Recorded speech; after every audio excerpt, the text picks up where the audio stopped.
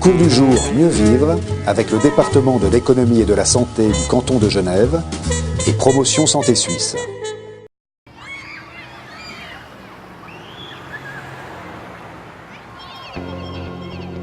Les personnes qui viennent me voir principalement sont des personnes souffrant de troubles alimentaires et parmi elles essentiellement des jeunes femmes. Alors ce qu'on préconise, ce n'est pas exactement un régime, c'est même l'abandon de toute forme de régime. Manger librement et sereinement, c'est manger comme tout le monde, si possible en n'y prenant pas trop garde, sans y prêter trop d'attention. Ça, c'est une des données de la solution. Donc le changement est possible, heureusement, dans ce domaine, et les jeunes femmes sont probablement déjà en train d'évoluer. La résistance, par contre, vient de la société et de ces médias qui imposent encore une pression très forte sur la minceur et les régimes. Aujourd'hui, c'est prouvé scientifiquement que les régimes sont inefficaces pour perdre du poids. Par exemple, globalement, si on prend toutes les études scientifiques, on a 5% des gens qui, après 5 ans, ont perdu à peine 5 kilos, si on veut résumer. Donc ça prouve vraiment que maigrir fait grossir, c'est vrai, dans le sens où il y a un effet yo-yo, on perd du poids, puis on reprend et on reprend souvent davantage.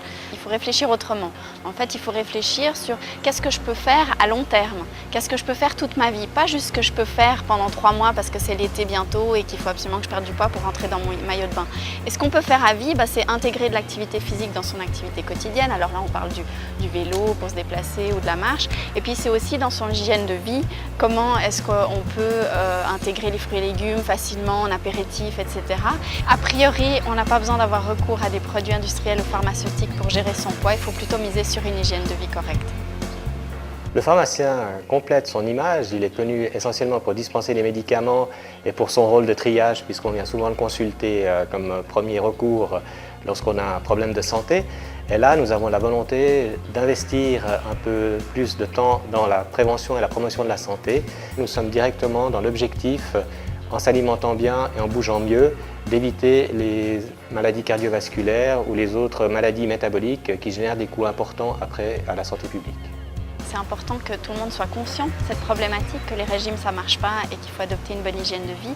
Et puis d'un autre côté, au niveau environnemental, c'est aussi important que les gens soient aidés, accompagnés, qu'on puisse faire du vélo, par exemple, facilement dans nos rues. Je pense à l'exemple de Paris avec les vélos libres. Ça, c'est des mesures qui vont faciliter le passage au vélo pour les gens. Et puis aussi dans les écoles, si on n'a pas de distributeur de boissons sucrées, ça va faciliter l'idée de prendre de l'eau, par exemple. Le cours du jour Mieux vivre avec le département de l'économie et de la santé du canton de Genève et Promotion Santé Suisse.